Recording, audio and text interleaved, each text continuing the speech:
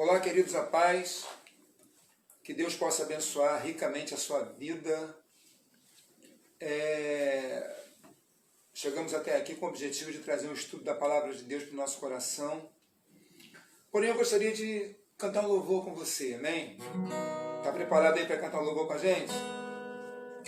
Grande é o Senhor, e muito digno de louvor.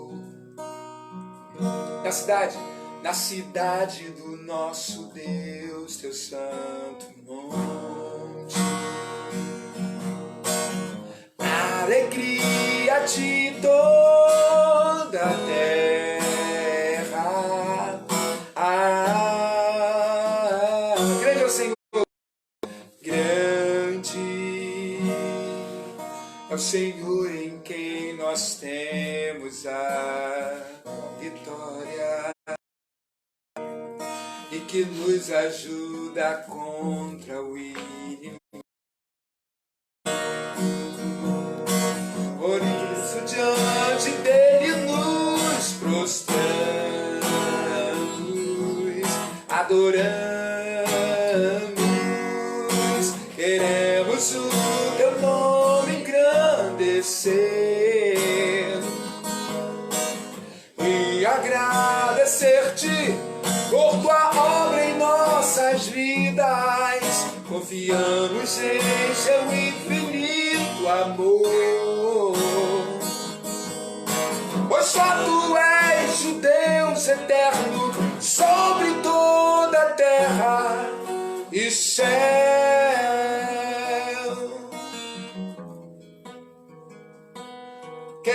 Queremos o teu nome engrandecer e agradecer-te por tua obra em nossas vidas. Confiamos em teu infinito amor,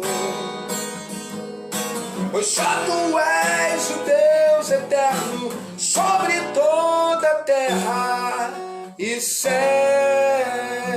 Aleluia. E céu.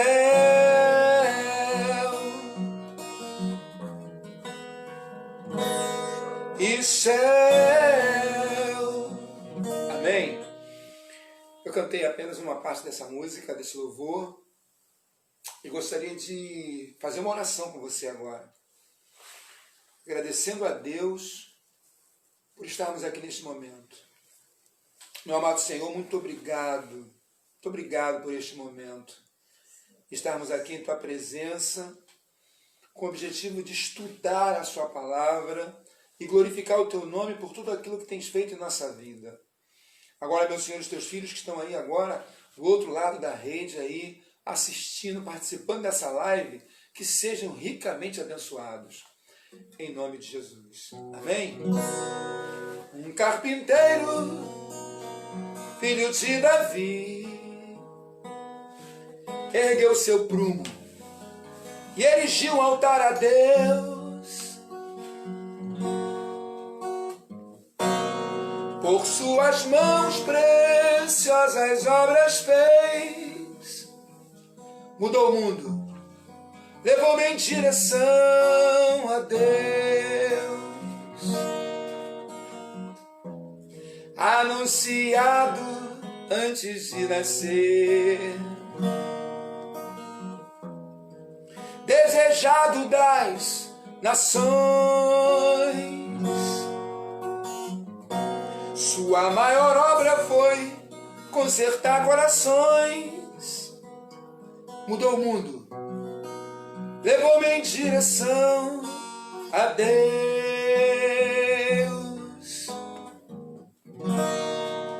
O carpinteiro, filho de Davi, amém?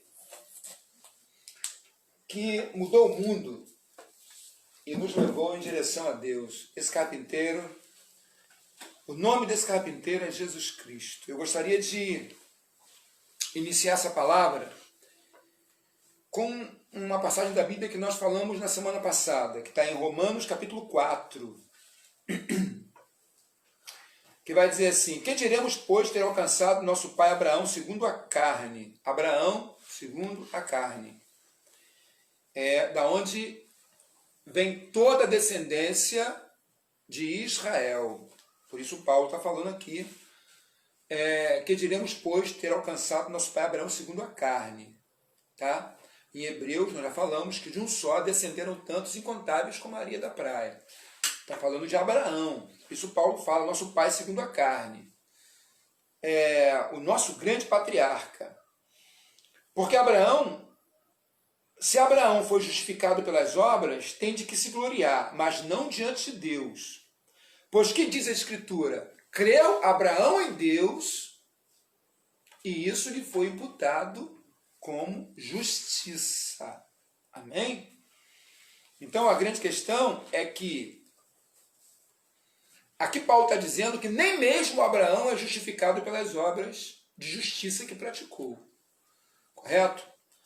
Bom, ora, aquele que faz qualquer obra não lhe é imputado o galardão segundo a graça. Espera aí.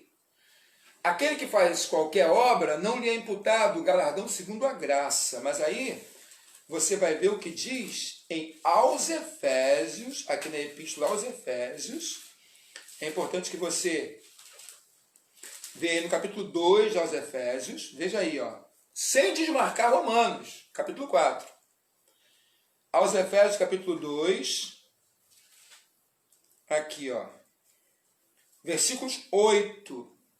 Que vai dizer assim: porque pela graça sois salvos. Pela graça. Você não desmarcou Romanos 4 não, né? Isso, nós vamos continuar. Aqui está dizendo em Efésios 2 que pela graça sois salvos. A palavra graça é favor. Só que o termo nos remete a um favor imerecido. Isso quer dizer que nós não merecemos esse favor. Ou não merecíamos esse favor. Aí no verso 8 de Efésios 2 aqui, vai dizer assim: porque pela graça sois salvos, por meio da fé. Salvação pela fé. É preciso crer para ser salvo. Então é interessante que ele fala que pela graça, que é favor, por meio da fé. Aí ele vai dizer assim, aqui ainda no versículo 8, e isso não vem de vós, é dom de Deus. Isso quer dizer o quê? Isso quer dizer que esta fé, ela é implantada pelo Espírito Santo na alma, no coração dos escolhidos. Sério. Isso espanta a muitas pessoas, porque tira do homem o monopólio da salvação. Deixa eu só dizer uma coisa para você importante. Em 1900 anos de história da humanidade, veja bem, em 6.000 anos, em 6.000 anos da história da humanidade, praticamente, qual foi o meio de transporte do homem? Cavalo, elefante, avestruz, né? Tem aquele pessoal que viaja em avestruz. Foram os meios de transporte do ser humano. Não é de 100 anos para cá que nós temos essa evolução toda?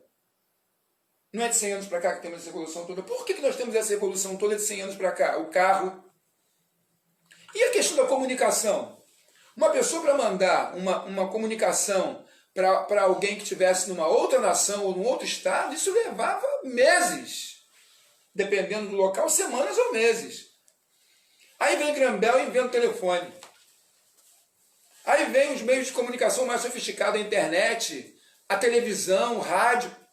Queridos, você notou que de 100 anos para cá, que tudo isso evoluiu rapidamente? Você sabe por quê? Porque Deus tem pressa que nesse último estágio da graça, nesse último período que é a graça, Deus tem pressa de nos trazer a salvação.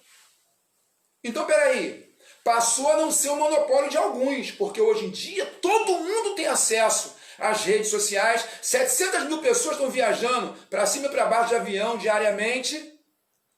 Isso quer dizer que, outra coisa também importante, tudo que nós estamos vendo hoje, tu já viu a quantidade de denominação religiosa que existe hoje? A quantidade de denominações? É a Igreja do Avivamento, é a Igreja Ministério Vida, é a Igreja da Restauração, é a Igreja Salvos pela Fé, é a Igreja Unidos. Já notou? A quantidade de denominação, sabe o que quer dizer isso? Tudo isso está acontecendo de 30 anos para cá. 35 anos para cá, porque até então existia um monopólio de algumas grandes denominações evangélicas. E as pessoas só podiam ser salvas se entrassem nos preceitos deles. Se você entrasse dentro e lesse na cartilha deles, você era salvo. Isso quer dizer que a salvação era monopólio também de algumas denominações evangélicas gigantescas que nós vemos por aí. Hoje em dia, quando alguém abriu uma congregação ali, era chamado de galho. Eu me lembro ainda até hoje, eu jovem abri uma igreja ali, é um galho. Nós somos o tronco. Um galho seco, não vai a lugar nenhum. De 30 anos para cá, a evolução de comunidades evangélicas, de pastores, lideranças, pregando o evangelho. Hoje em dia, queridos, é muito difícil alguém que não tenha recebido o evangelho ainda, dentro desse contexto que estamos vivendo agora, da internet, das redes sociais. Então, Deus não quer o monopólio da salvação na mão de alguns. E a comunicação que temos hoje é com o objetivo de que o evangelho seja pregado rapidamente. Outra coisa que falamos de rapidez é que diz a Bíblia que depois que Jesus foi batizado, ele saiu logo da água. A Bíblia não diz que ele ficou conversando ali com João Batista. Não. Saiu rápido da água, porque ele tinha pressa. Ele disse, vamos fazer a obra enquanto é dia, porque a noite vem quando não se pode trabalhar. Correto? Então, hoje nós entendemos e aprendemos que a salvação ela não está baseada na cartilha de uma denominação. A salvação ela se baseia no ensino bíblico e no que Jesus ensinou. Correto? Naquilo que Jesus ensinou para a gente. E veja aqui, olha, não vem das obras. Ele fala que é pela graça. Pela graça. Não vem de vós, é dom de Deus. No versículo 9, ele vai dizer que não vem das obras, para que ninguém se glorie. Correto? Então, estamos falando de salvação. Não vem de obras para que ninguém se glorie. Eu não vou ser salvo. Agora, na pandemia, teve tanta gente ajudando tanta gente, e é importante a ajuda. Porém, não traz salvação. Nada disso traz salvação. Voltando aqui em Romanos capítulo 4, que nós lemos, tá? O verso 5, mas aquele que não pratica, porém crê naquele que justifica o ímpio, a sua fé lhe é imputada como justiça. Assim também Davi declara, no verso 6 de Romanos 4, bem-aventurado o homem a quem Deus imputa a justiça sem as obras, dizendo, bem-aventurado aquele cujas maldades são perdoadas e cujos pecados são cobertos. Então veja bem, a grande questão é que a salvação não é porque você praticou obras. Você pode praticar obras tremendas. Se você não tiver os seus pecados perdoados, você não pode ser salvo. E só tem um que pode perdoar pecados. O nome dele é Jesus Cristo. Amém? Ele tem esse poder. Para isso, veja o que diz em Romanos 3. Eu gostaria de ler com você Romanos capítulo 3, que diz assim, olha a palavra do Senhor. Romanos capítulo 3 agora. Vai aí com sua Bíblia na mão. Eu sei que você está com sua Bíblia aí e você quer conferir aquilo que nós estamos lendo. Tá bom? Romanos capítulo 3, a partir do versículo 21, vai dizer assim, mas agora se manifestou sem a lei a justiça de Deus, tendo testemunho da lei dos profetas. Quando ele fala que agora se manifestou sem a lei, a justiça de Deus, tendo testemunho da lei dos profetas, é porque a salvação, ela nos traz dignidade. Quando nós falamos que boas obras não salvam, porém, ninguém poderá ser salvo se os seus pecados não forem perdoados. Correto? Que seus pecados não forem perdoados. Ainda aí, com a sua Bíblia em Romanos capítulo 3, olha bem, marcado aí, vai para Mateus capítulo 9. Mateus capítulo 9. Veja o que diz a Escritura aí. Vamos lá, Mateus capítulo 9.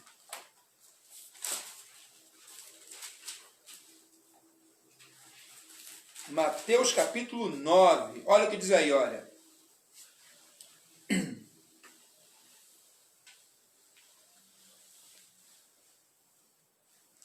E entrando no barco, passou para outra margem. O versículo 1 em diante. E chegou à sua cidade. E eis que lhe trouxeram um paralítico deitado numa cama. Jesus, vendo a fé deles, disse ao paralítico: Filho, tem bom ânimo, perdoados são os seus pecados.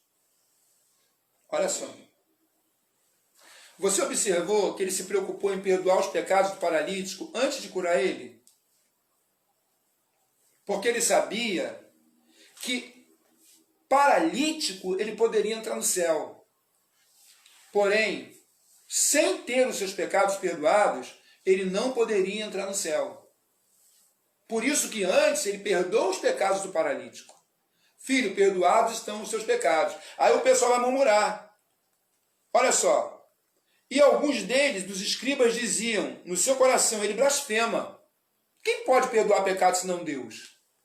Aí ele vai dizer, conhecendo o coração dele, por que pensais mal em vossos corações? No versículo 5 ele vai dizer, pois o que é mais fácil dizer ao paralítico, perdoados são os seus pecados, ou levanta-te e anda? Você vai observar. Agora vamos voltar para Romanos capítulo 3. Nós estamos trazendo um estudo da palavra. Volta para Romanos capítulo 3, aí no versículo 21, onde nós lemos. Olha o que diz aí a palavra. Agora se manifestou sem a lei, a justiça de Deus, sendo testemunho da lei, tendo testemunho da lei dos profetas. Isso quer dizer o quê? Que a salvação, ela se manifesta em nossa vida sem a interferência da lei. Mas, ao mesmo tempo, tem o testemunho da lei dos profetas. Correto? Por quê? Porque os profetas, o que Jesus disse para os discípulos? Muitos queriam ver o que vós vedes e não puderam. Ele está falando dos patriarcas e dos profetas. E nós aqui, muitos anos, 2000 anos depois, gostaríamos de ter andado com Jesus. Então ele fala aqui, e ele vai dizer mais, olha, pois a justiça de Deus, versículo 22, isto é, a justiça de Deus pela fé, em Jesus Cristo, para todos e sobre todos os que creem. Porque não há diferença. Não há diferença.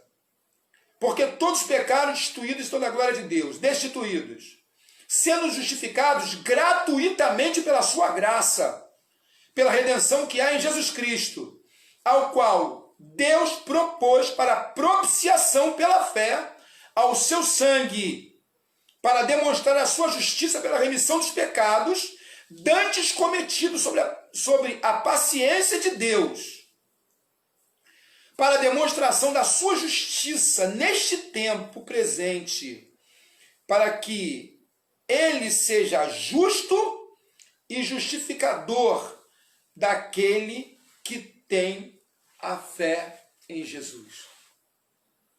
Então, a salvação, ela traz dignidade. Por que ela traz dignidade? Porque se você olhar, não basta falar assim, eu sou bom, eu pratico boas obras, eu ajudo, eu pago minhas contas em dia, eu ajudo necessitado, tem uma família que eu mantive ele com compras o tempo todo, cestas básicas, teve alguém que eu levo para o hospital, meu carro está à disposição. Não basta. É isso que algumas religiões pregam. Porém, o homem continua nos seus pecados, na prática da prostituição, dos vícios, da mentira, do engano, enquanto na realidade a salvação traz dignidade. A salvação traz dignidade. Se você olhar para o endemoniado gadareno, a Bíblia fala que ele vivia nu, olha só, vivendo em sepulcros, era preso com cadeias e quebrava as cadeias como se fosse de papel. Correto?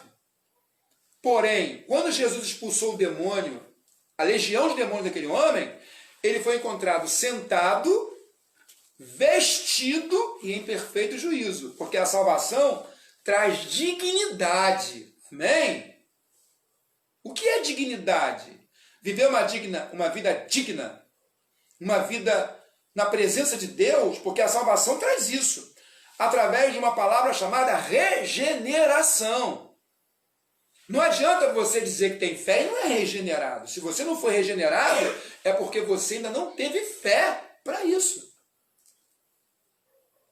Agora, outra coisa interessante que eu gostaria de trazer para vocês é que a salvação é um ato direto de Deus. Foi Ele quem pensou em você. Não foi você que pensou em Deus. Amém? Foi Ele que pensou na sua alma. Foi Ele que pensou na sua vida. E o que diz em João 3,16? João 3,16. Ele vai dizer o quê? Porque Deus amou o mundo de tal maneira que deu seu Filho único, para que todo aquele que nele crê não pereça ou não morra, mas tenha a vida eterna.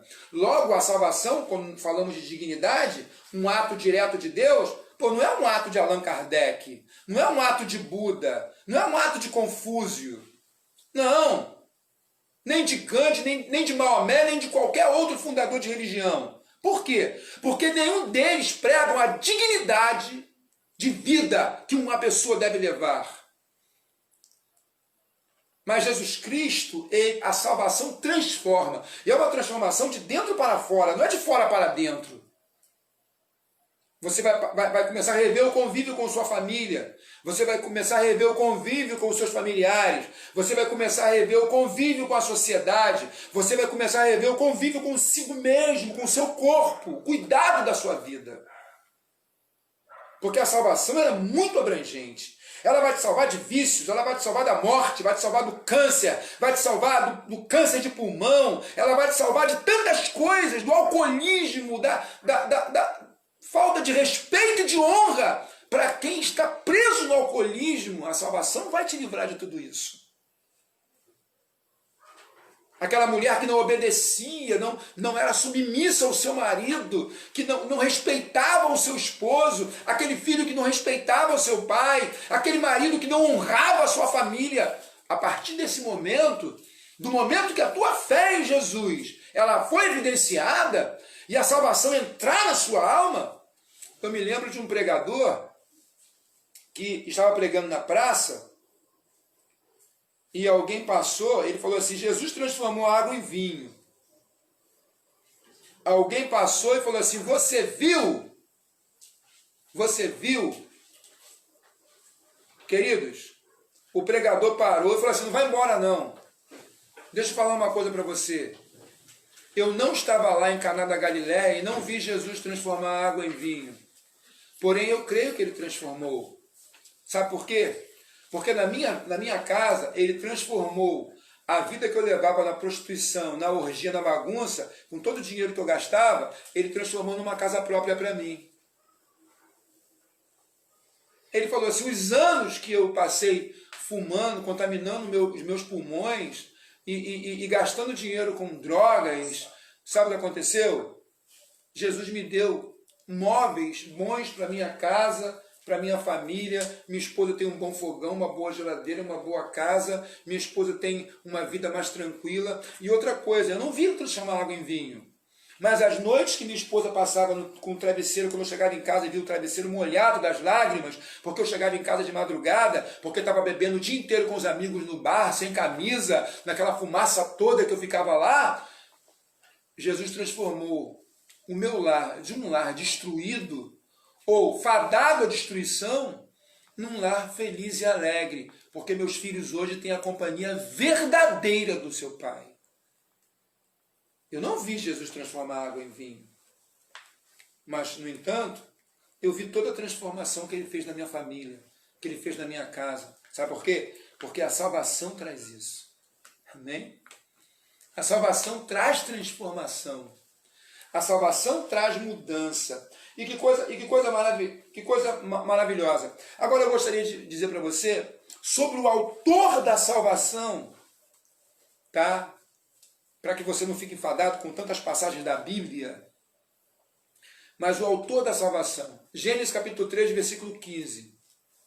Gênesis 3,15, lá atrás, há 6.000 anos atrás, ou mais, há 6.000 anos atrás, sim, isso mesmo.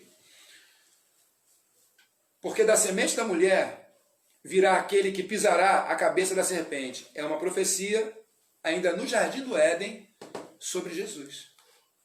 Isso quer dizer que aquele que pisa a cabeça da serpente é Jesus Cristo. Mas se você pegar aí Hebreus, vamos lá, Hebreus, capítulo 10 de Hebreus, que eu marquei aqui, Hebreus capítulo 10, é muito importante que a gente tenha essa passagem aqui, tá bom?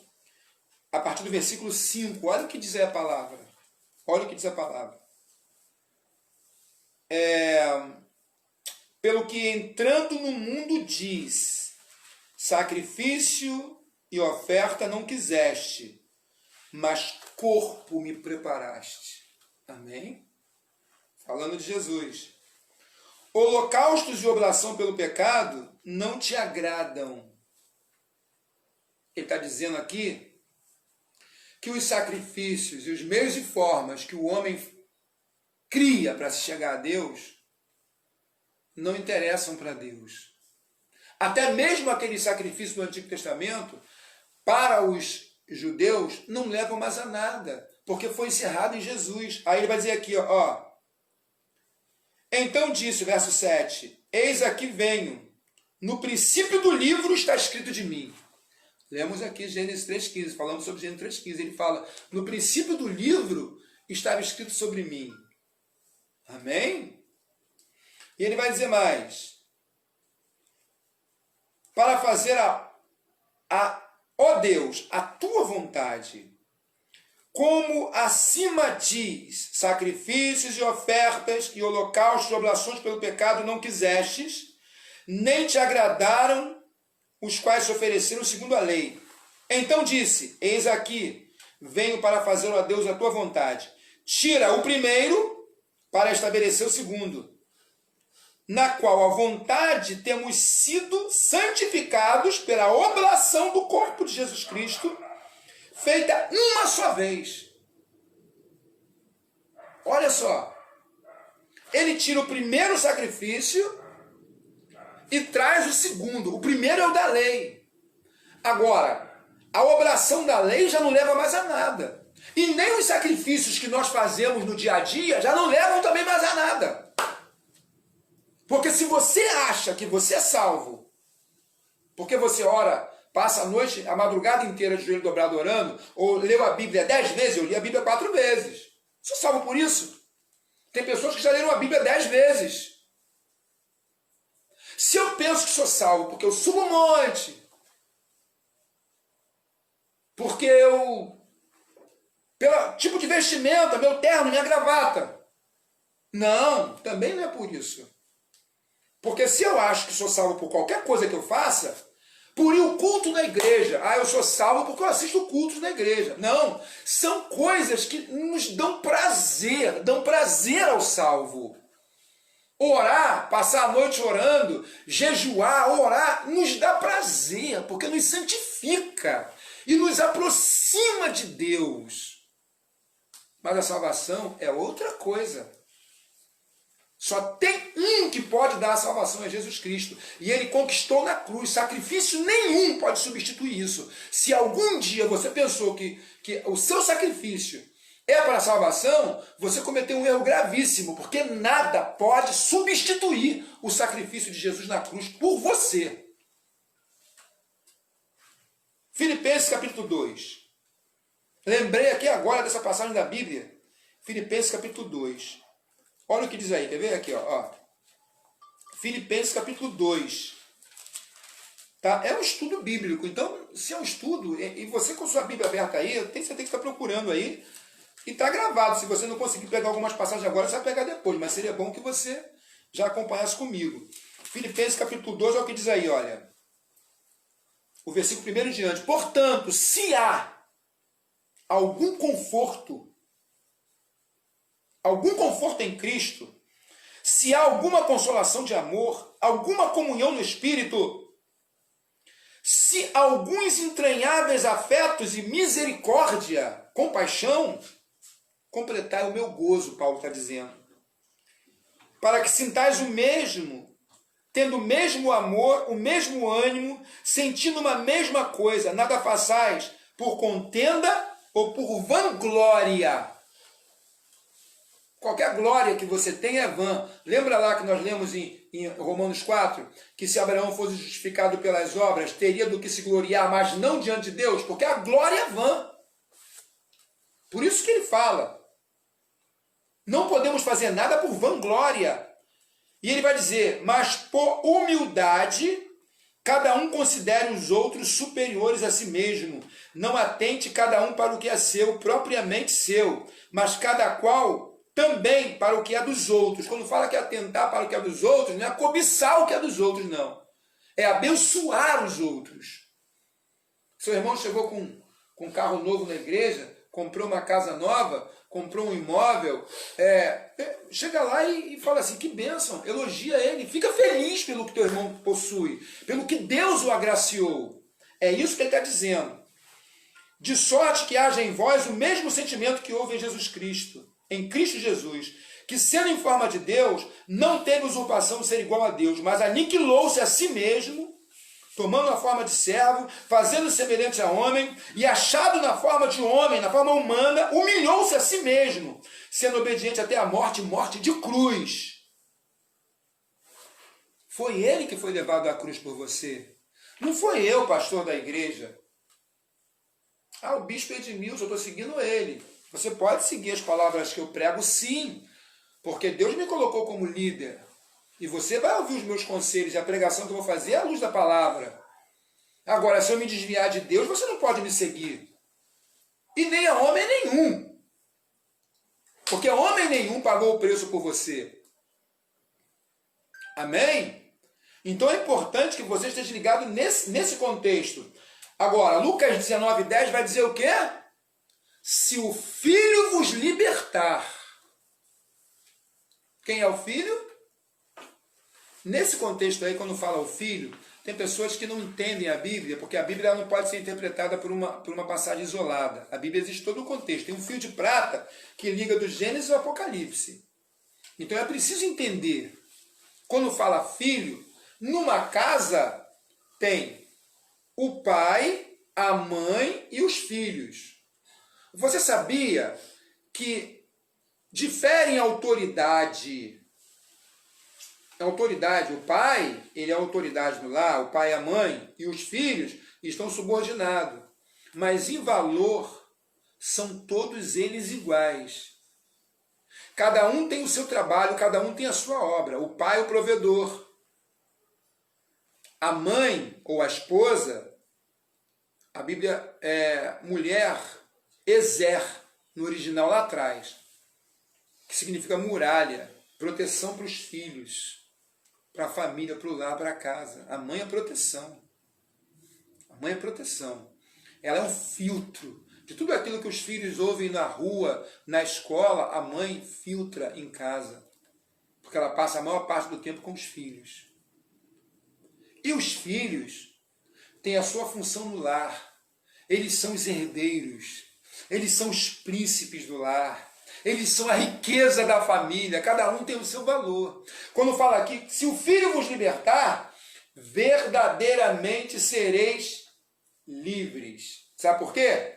Porque aqui está dizendo o seguinte, porque o Filho do Homem veio buscar e salvar o que se havia perdido. Lucas 19, versículo 10. Vai dizer isso. Está vendo? Aí a Bíblia diz, se o Filho vos libertar, verdadeiramente sereis livres. Porque o Filho do Homem veio buscar e salvar o que se havia perdido. Ele vai falar isso para quem? Para Zaqueu, aí no capítulo 19 de Lucas.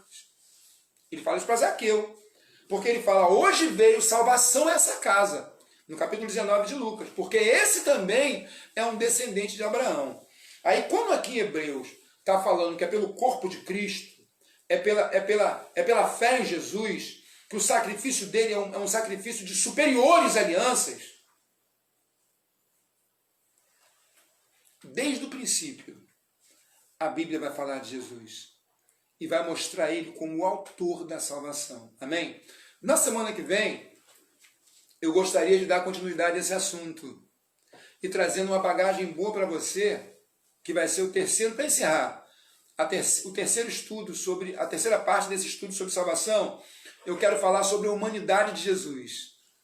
Tá bom? Amém? Sobre o nascimento virginal de Maria, sobre a criação de Jesus ainda, ele quando criança, sobre a visita dos magos, ele infante até os 12 anos de idade, dos 12 anos de idade até os 30 anos de idade. Ah, mas o que o senhor sabe dos 12 aos 30 anos de idade? E dos 30 anos até os 33 anos e meio, quando ele vai ser crucificado. Então a humanidade de Jesus, o nascimento virginal, através de Maria, por obra e graça do Espírito Santo, vai dar todo o direito de apresentar e ser apresentado como verdadeiro, como supremo autor da salvação, o dono de tudo. A Bíblia diz que a ele, para encerrar, aqui em Filipenses 2, olha, porque ele é Jesus, ele é o cara, amém? Como diz na linguagem comum aí, ele é o cara.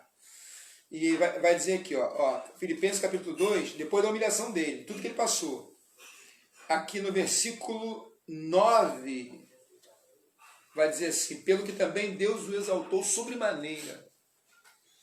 Ele deu um nome que é sobre todo nome,